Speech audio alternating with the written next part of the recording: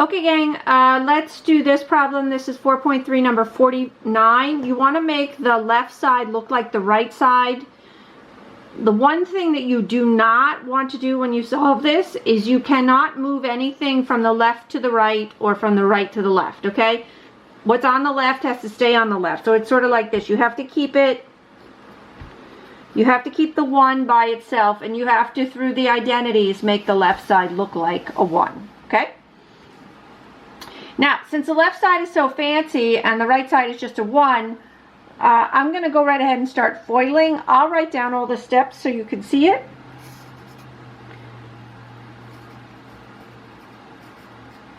Make sure you put the square on the secant and not on the theta. You have 2 secant thetas and not 1 secant and 2 thetas. So make sure the 2 is on the secant.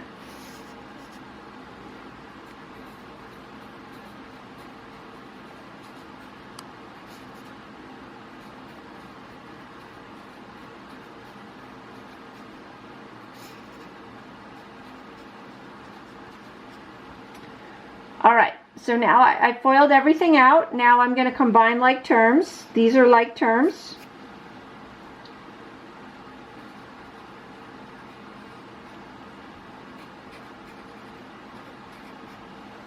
Alright, and now I'm going to use the one of the Pythagorean identities.